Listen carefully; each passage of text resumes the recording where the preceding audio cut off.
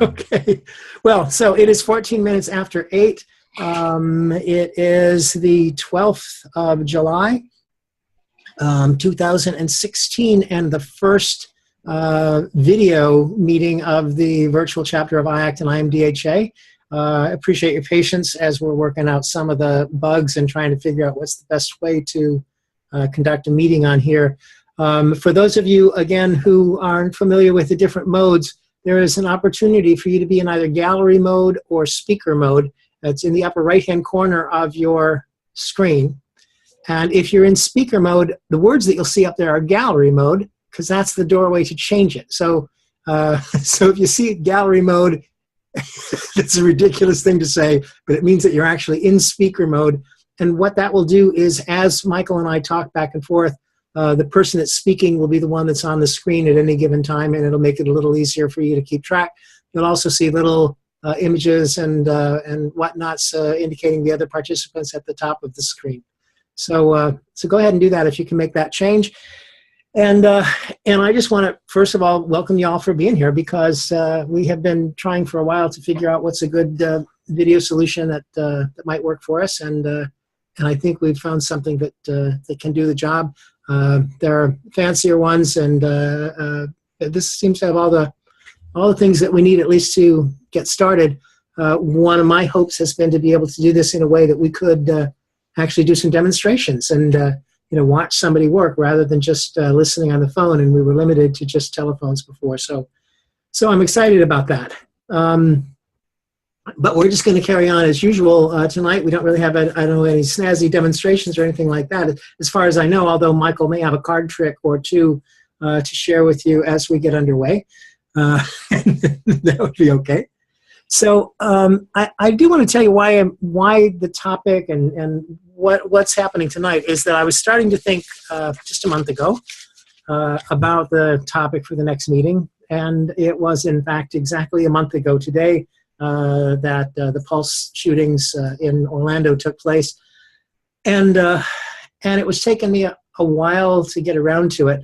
I noticed that the motivation was sort of dropping out of me, and it seemed that every waking minute here in Orlando, at least, and in the gay community in particular, was all about this event that had taken place.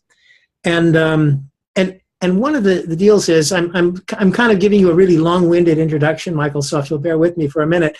The reason that I've got Michael on this call is that he's somebody that I not only consider to be a friend, I consider him to be a real fine thinker, and somebody who is a simplifier, but not too simple, by the way. I want to make sure we're real clear about that. But also has the kind of sensitivity that I think is really important to deal with issues like this one. Because my immediate experience, at least here in Orlando of Pulse, was the very next morning.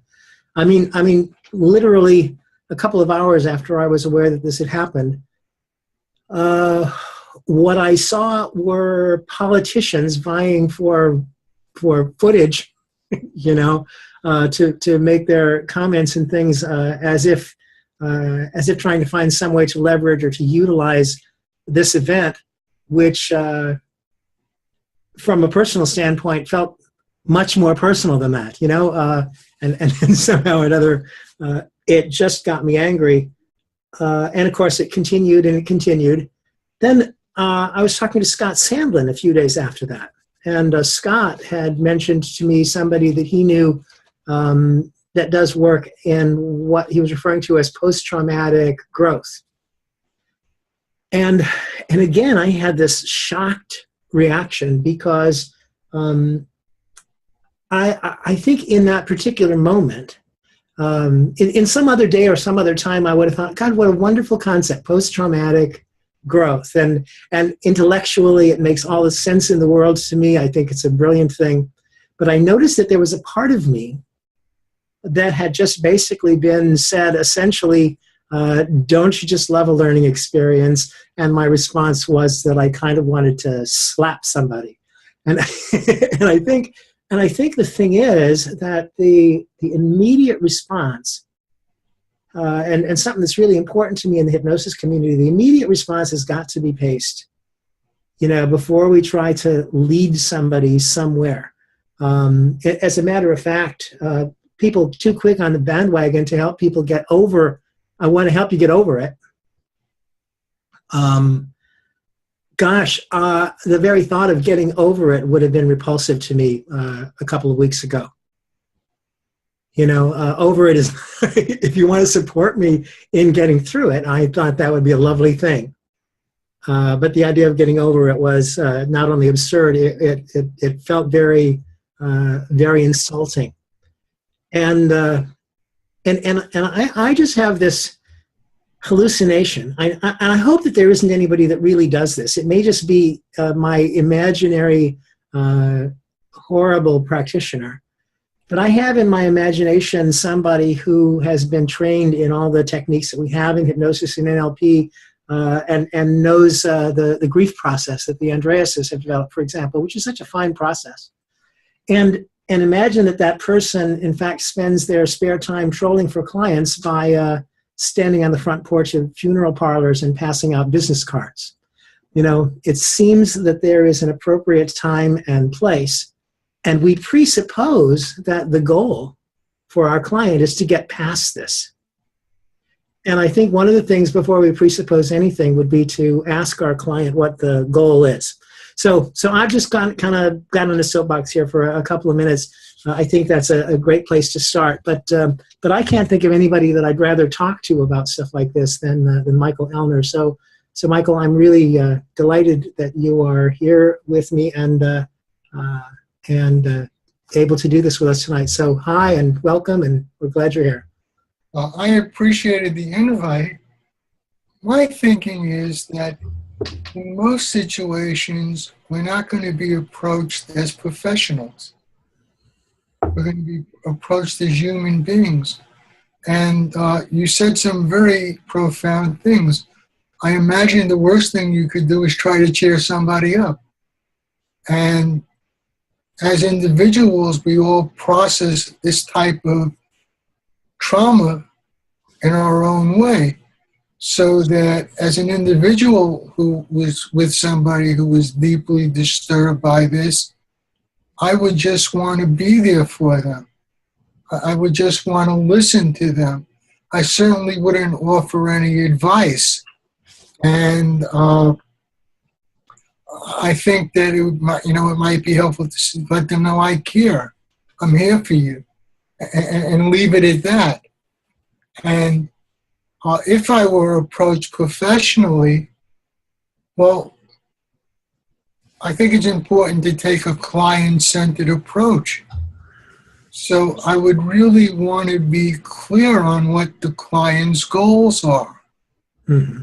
Now, I have never experienced dealing with people in this type of situation, but I have lots of experience with people who have had really serious traumatic experiences. And what I found is that the metaphor that, you've had an extremely painful experience, and it doesn't have to continue to hurt. Mm-hmm. It doesn't have to hurt today. And back it up by saying, you will always remember that painful experience. There's no escaping it. It'll be there. But again, it doesn't benefit you to continue to be in pain. And depending on how a person reacted to that, then figure out what might be the best approach for helping them. Mm-hmm. So conceivably, I don't have like a cookie cutter answer. Yeah, well, conceivably, I can even conceive of some people who don't want the pain to stop just yet either. Yeah, I wouldn't rush them. Yeah, it's not up to me to decide, how they grieve and how long that should be. Yeah. Well, part of it, and I'm being pretty transparent here, but part of it to me, and why this was an important conversation to me, is that I really was paying close attention to my own experience. You know what I mean? And I discovered a couple things that I was surprised, and I thought, in terms of working with clients, I wish that I were as sensitive to the experience that my clients are having, as as I was wanting people to be sensitive to me. One of the things, for example, is I had a moment that was really kind of, I don't know if frightening is the word. That might be. I mean, it certainly produced some anxiety. Was a day about 2 weeks ago when I watched the news, and there wasn't a word about Pulse, and I thought, it's the end of a news cycle, and somehow or another, that was yet another loss. It was like somehow to have it be over was not an acceptable response. And then I found myself, and I, like I said, this is really bearing my soul here, because so I trust you guys with this thinking. But I also found myself being jealous of other crises that were happening on the planet, because they seemed to be taking attention away. I kind of had the opposite experience. You mentioned earlier, I thought the media coverage was exploitive. I found it really in poor taste. So when I saw the cycle ending, I experienced a bit of relief. Now, I'm not gay, but I experienced a really profound sense of sadness. It's like, what the hell do we do to each other? Yeah. And senseless, just absolutely senseless. And there was a moment or two I was worried about you and your husband. Yeah, sure. It was like, you live in Orlando. I realized you probably were being overwhelmed with people who wanted to be sure you were okay. But it occurred to me that because it was Gay Pride Week, that you might have been in a club. Mm-hmm. Sure. And everybody was talking about it as if this was the club. Yeah. Well, and here's another piece of that, and I think I mentioned this to you on the phone. I did get a lot of text messages and phone calls and stuff, that very next day, and are you okay and stuff, and I appreciated it. I really appreciated it, honestly, and thank you for contacting me. I appreciate it when it came from people that I know that are my friends. And yet I got a message, a voice message from a woman that I haven't seen for over 20 years, that was in a class that I taught in Colorado some 20 years ago, and who really has a tendency for the dramatic. And her voice message was, "Oh, Michael, I am just so concerned." She says, "I've just been here all day worried to death about," and it almost seemed to me, it's like, who the hell are you, lady? Because you've never been that concerned about me before. But it seemed as though she was trolling for some bad news so that she could tell her friends that she knew somebody, or knew somebody who knew somebody, that was involved in this. And it was the same way that you found the news to be exploitive. I found some of those calls and texts to be exploitive, because I didn't really get any sense of sincerity, so much as people wanting to take a peek, and see if they could find out something interesting. Well, with me, there was kind of a conflict, because a big part of me believes you were okay. Mm-hmm. And then there was the part of me that thought there was a reasonable doubt. Yeah. That I'd like to know. And I didn't want to be intrusive. You know what I mean? And as I was waiting to hear from you, and I realized that you were probably overwhelmed, that doubt started popping up. But I did have a basic sense that everything was okay. Yeah. Well, and by the way, and again, you're somebody that I have a relationship with you. I hear from you, and I appreciate the genuineness of it. But like I said, it was folks that I don't know calling me to get a scoop. That was just kind of irritating. And by the way, to be real, I don't know what they were calling me for. What I'm talking to you about really is my own hallucination about the experience. I'm just telling you subjectively, what that was like. And the reason, and again, the reason I want to make these kind of comments and statements is that I just want people to really have a sense that what's going on with your clients often is so not anywhere near what you think it is, and that we really need to learn to listen, which Michael, in your response, was the very first thing that you said, and that's exactly right. It's something that I think that it's a good idea to constantly remind ourselves we're human beings first and hypnotists second. And this was a human kind of thing. So my first thought about it, we're being interrupted. Yeah, Alan Barsky has just decided to share his screen with us for some reason.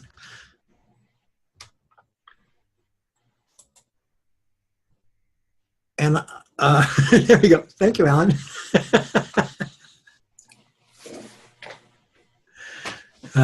Okay, please go ahead, Michael. So that was, a big piece of it. My first sense is that anybody that I might help, I'd be helping person to person, not as a hypnotist. And then if I was asked to help as a hypnotist, I felt that I could do that. And I believe that anyone who's trained in hypnosis can handle effectively anything that shows up in their practice. Mm-hmm. And it's a matter of flexibility and confidence. We're all human. We all share human experiences. And, the one thing I will tell you that I've learned, and it's been reinforced over and over again, is the worst thing you can say to somebody who's going through a crisis and a traumatic event is, I know how you feel. We don't know how they feel. Yeah. And it's an important thing to remind ourselves. And even if we had a very similar experience, we don't know how they feel. We know how we feel. We know how we think they feel, but we don't know how people feel. Exactly right. And that's an important thing to remember as you practice. So when you invited me, my first thought is that the hypnotic aspect of it was a small part of it. Alan Barsky and I do something called quantum focusing. And if I were asked to help, I probably would, again, explain to the person that would it be okay to continue to realize you had a very painful experience, but not feel that you have to continue to be in pain. And one of the things I've found is teaching people an active form of mindfulness makes it easier to cope with anything going on. And this is something that I find is helpful in almost every situation. And I would go as far as saying mindfulness and practicing. Mindfulness is medicine. That it promotes health, healing, and well-being automatically. Mm-hmm. So that you really might not have to do anything as a technique, but just give somebody a skill that they could use for the rest of their lives. Sure. And by mindfulness, I mean that there's a tendency in our society to try to numb ourselves and avoid pain, avoid things that disturb us. Mm-hmm. And that inhibits healing. So that when someone is going through a process and they're in pain, I view that as part of their healing. I don't think it's something that one should just interrupt because you think it's been long enough. I think that's very arrogant. So if I were with somebody, I'd want to be sure that I'm on their timeline. Sure. And once that's established, mindfulness would allow you to be completely aware of what hurts without reacting to it. Mm-hmm. And that's the big factor. Because most of the time we have an awareness and then we react to it and it amplifies whatever we're feeling. It makes it bigger than the original feeling in many cases. Mm-hmm. It just becomes more powerful. But if you can just be with it and be aware of it without reacting to it it tends to take an edge off automatically. Yeah. I've seen that in many, many instances of various traumatic experiences. By the way, a little behind your text, but Heather had a while back mentioned that often the people themselves, the clients themselves, I assume, are not sure how they feel. Yes, and that, that shouldn't be disturbing. And it might be healthy, because very often what we feel is conditioned. We grow up with all these expectations about how I'm supposed to feel. And during the heat of the AIDS crisis, I assisted a lot of parents who lost a son to AIDS. And what I found is many thought they should be in pain the rest of their lives. Many thought that there should be no room for any kind of joy or fun or anything but extreme pain. And that expectation created their experience. And if you get them to reframe that expectation, or at least examine it, how does that expectation benefit you? How does it honor your son's memory? That very often, that in and of itself is enough to create a shift. Mm-hmm. Right. So I'm very big on giving people a self-hypnotic foundation for practicing being mindful. And I believe that improves every aspect of life. And this is something I've been involved in doing since the mid-'80s. Right. And,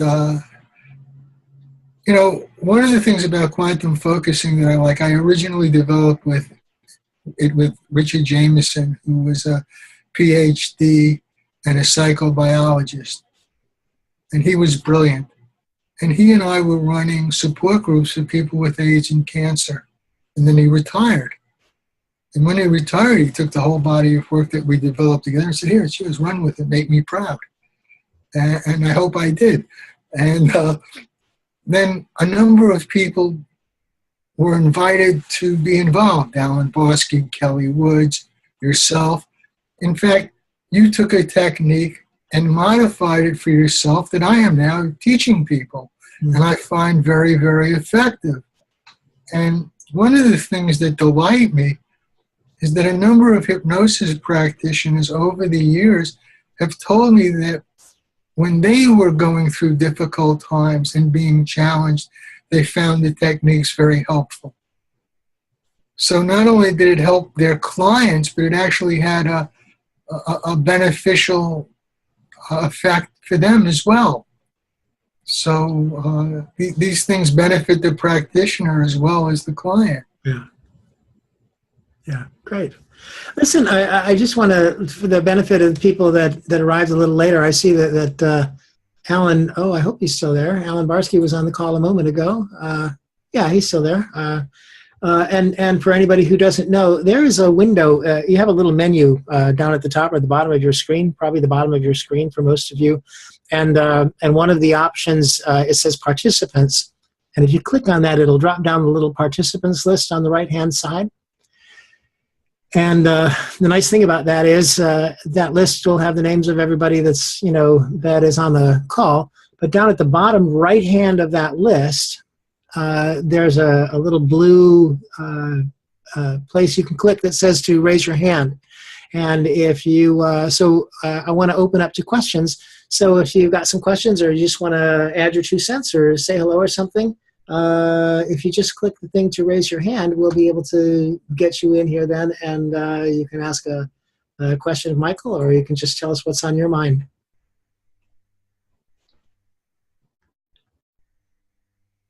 And are people not responding because they're muted? No, Alan has just raised his hand, and so I'm going to unmute him, and you are unmuted.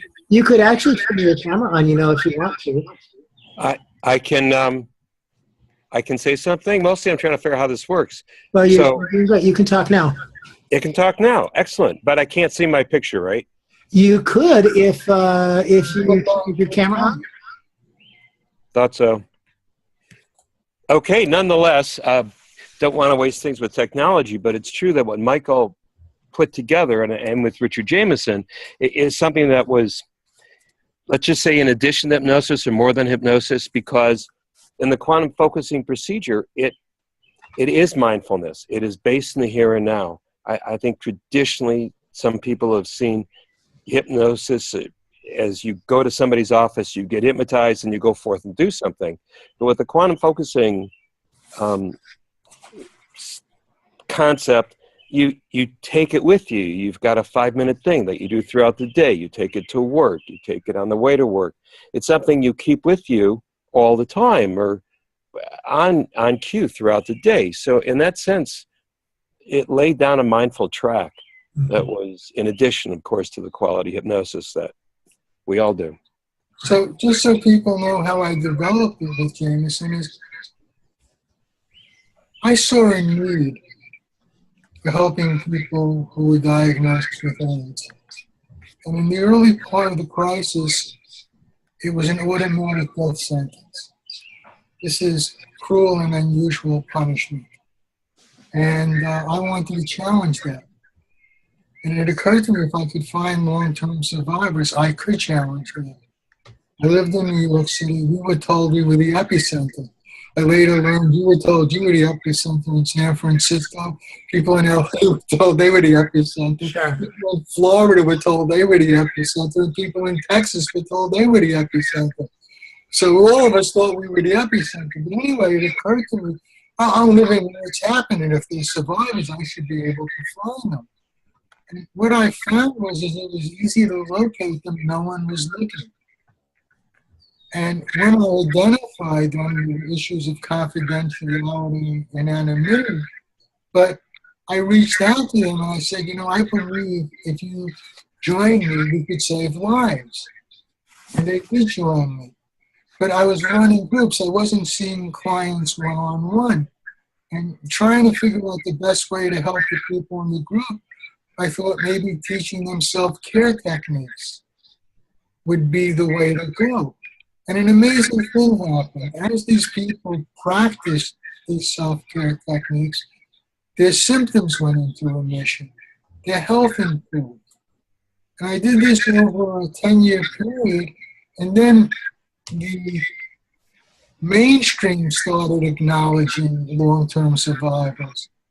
And what was very interesting to me is there were a few documentaries and they would ask the people, well, why do you think you survived? They said, well, it started with that crazy Michael Ellner.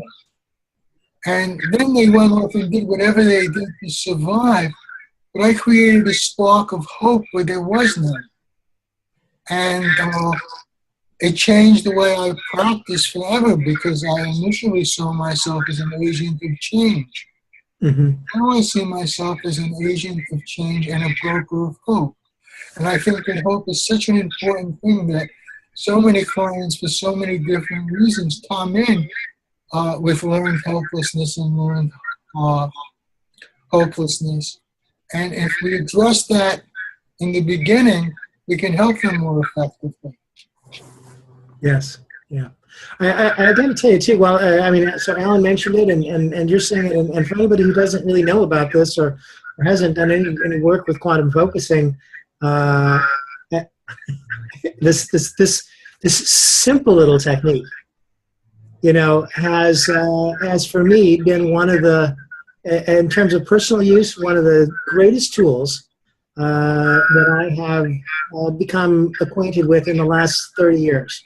No question about it. And it is that portable and easy to use, and and I teach it to people all the time for just that reason.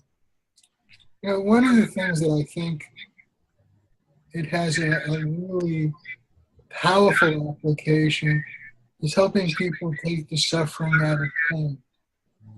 And very often, nothing can be done about that signal. It's going to continue to go to your brain. But people don't experience the signal. They experience their reaction to the signal. And their experience is subjective. Mm-hmm. If you help them change the way they react to these painful signals, it changes their experience and provides relief. So you could have somebody actually say, and I've heard this thousands and thousands of times over the years, the pain is still there, but it's no longer disabling. Mhm. The pain is still there, but it's no longer sucking the joy out of my life. And that's an incredible thing to become aware of. And I learned that and began to appreciate that teaching these quantum focusing techniques. And as you said, there's a basic technique that leads you to mindfulness. And then in the original work with Jameson, we had like 27 scripts for applying it. And then when Alan and I wrote a series of books, we picked one thing at a time for applying it. And I think that it's really something that complements the techniques we use. Mhm. You know, and then there was a quality that you enhanced. When I interviewed long-term survivors and got to know them, I was trying, I was trying to model them. What is it about them that might have something to do with their survival? And all of them were aware they were in a life-threatening situation, yet when they talked about it, their heart was happy. They were able to be peaceful. They still could be playful. And I began to see that as a target state. And what you find is, and I began my fascination with meditation when the Beatles went to India. And I studied various forms of meditation over the years. And then I felt mindfulness fit me best, personally. Mm-hmm. And I found that it was really good. And when I started with quantum focusing, it was actually going to be called mindful medicine. But at the time, mindfulness brought up images of monks in orange robes, and it had a negative connotation. Today, mindfulness is the hot modality. Mm-hmm. But back in the day, it wasn't so. Jameson and I invented quantum focus as an alternative to mindfulness. But I was always impressed with that. And it always occurred to me that even if these survivors were unaware of it, they were dealing with the crisis mindfully. And I think it's always a good thing to learn from our clients. My clients are my best teachers. Sure. Well, they're the ones that know what we need to find out. Yeah. And, you talked about, both of us emphasized listening. I truly believe that if one is in the moment and one is assisting clients mindfully, that by just giving them your undivided attention and listening, they will tell you how to help them. Mm-hmm. You just have to pay attention and listen. And of course, listening is a lost art, unfortunately. Yeah. Yes. Were there any questions or comments? And by the way, this all started out with Alan's comment. Alan, your mic is still open. Did you have anything you wanted to add to that? No, I think Michael expressed it perfectly. You can close my mic. What about to get my photo in there? Apparently, according to the software, you have photo access. It's just either you haven't started your camera or it's not running. If there should be a pop-up window down at the bottom of the screen and a thing that says either start or stop video. Do you see anything like that? Yeah, mute and stop video. Yeah, and so it says stop video as though your video is running. No, it says I would have the choice to stop video. If I pushed it, it would stop the video. I think it's running now, right? Yeah, well, apparently your video is running. Like I said, your video is running according to the software, but not according to your camera. We're not seeing a picture. You don't have tape over the front of it, do you? No. I literally am seeing your camera as though it's shut off. Okay, thank you for that. So you can't see me scratch myself or make faces at you guys? No. Well, it might be something in your preferences. We could hear the scratching, Alan, but we couldn't see it. Okay, I'll quietly try and find preferences. Yeah, I feel like you guys are there and I'm here and I want to be with all of everybody. Well, we wish we could see you. Okay, thank you. Mm-hmm. So yeah, if anybody else has a question, please put your hand up. And again, remember, that's just in the participants window there. And down at the bottom right. It says raise hand.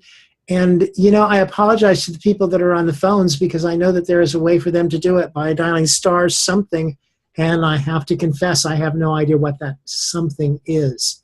So please forgive me. It's the first trial here, and we're doing what we can, but we will learn from these things.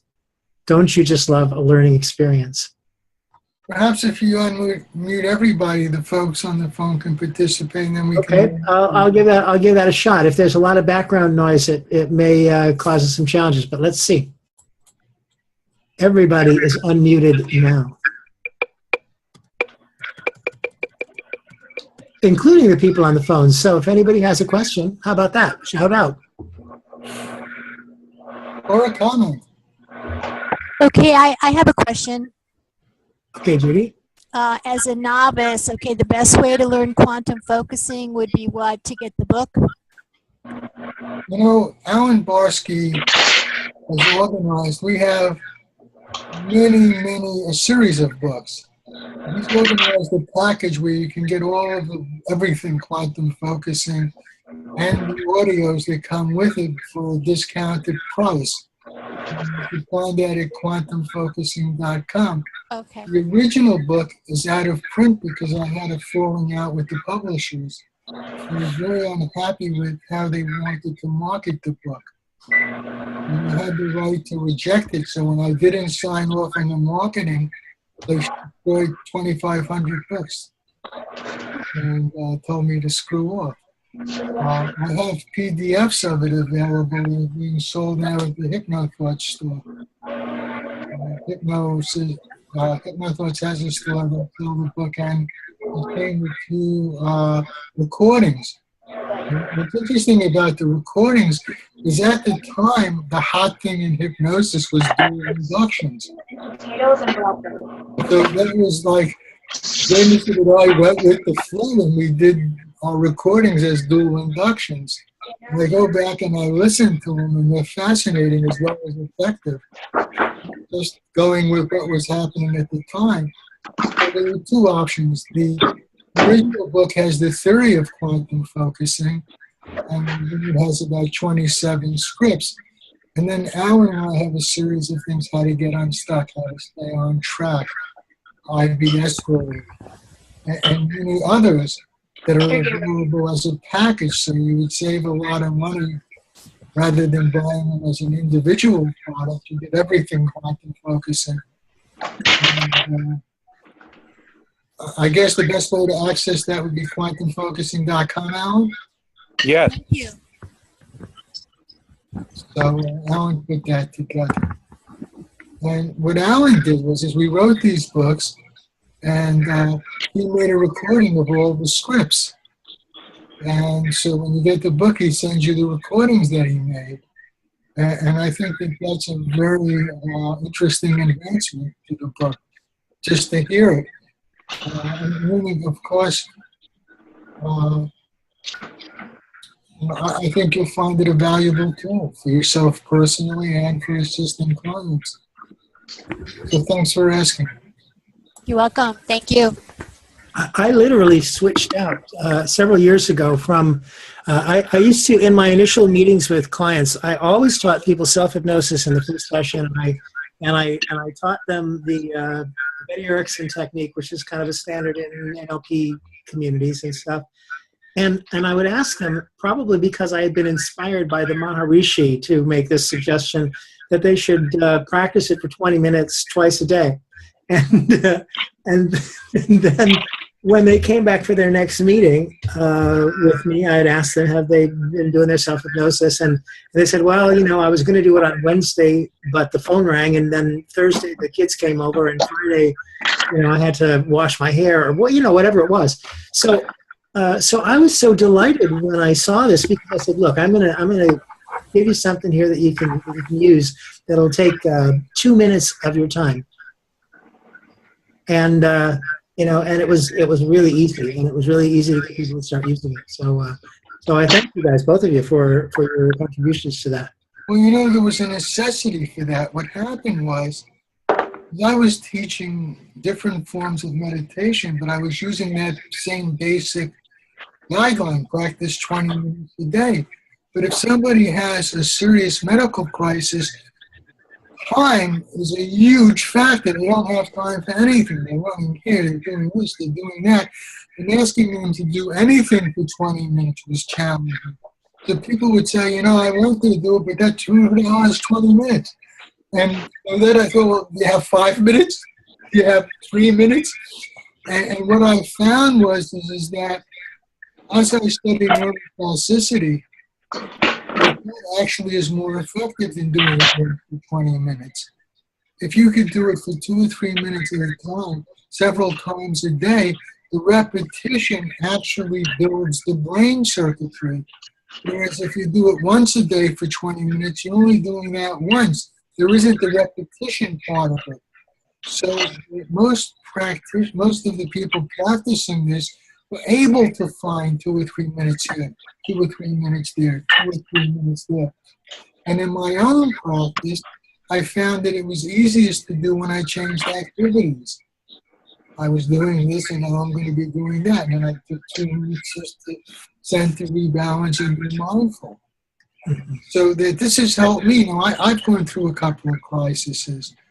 My girlfriend died in 2008, unexpectedly and horribly. And for the first time, I was dealing with my own profound loss. And it was very nurturing to me to discover I could walk my talk, that I could apply this for those kind of things. And then in 2011, I had a traumatic brain injury. And most people will never be aware that I had this. But on the inside, a lot of things changed. And again, what I found is that it was really reassuring to see I could walk my talk, that I could use these things to help myself. So when I say that it can benefit the practitioner as well as the client, it benefited me. It got me through some dark times. You know, I want to talk about your enhancement for a moment, Michael. Okay, and just so you know, Michael, we're running towards the end of our time. Okay, one of the things that we did is as a target state, I had happy heart, peaceful mind, playful spirit. And you utilized it in a unique way when you were walking your dog. So I had people repeating it, happy heart, peaceful mind, playful spirit, but you broke it down, you walked the block, happy heart. The next block was peaceful mind. The next block was playful spirit. And then on the block on the way back home, you incorporated the 3 of them. And when I tried it myself, I found it really wonderful. And when I gave it to clients, they found it wonderful. Quantum focusing is alive. People can add to it. I welcome that. You know, it's like you made a contribution. I learned something by the way you applied it to meet your needs. Great. Thank you. Thank you. All right. Well, So I hope we addressed the main issue. The main issue is helping people dealing with Orlando. Well, I think we did. There is one other thing that I just wanted to mention, just to put it out there in thought, because of course now it's been a month. When I first talked to you, it had been 2 weeks. My sense is that what we're dealing with first, day 1, day 2, day 1 and day 2 was about putting one foot in front of the other one. You know, it was about getting back to work or back into the world or doing the stuff of going through the motions, at least. And I think that the real issues, quite frankly, I'm expecting to see this in my office and in my clients more as time continues. The thing that's regrettable is that there's these great techniques like quantum focusing. It would be good for people to have them before crisis rather than after the fact, trying to help people restore sanity. And so here's something that occurs to me. I really have a belief. I have an upcoming. I'm going to ask you to mute people. There's a lot of distracting sound coming through. Okay.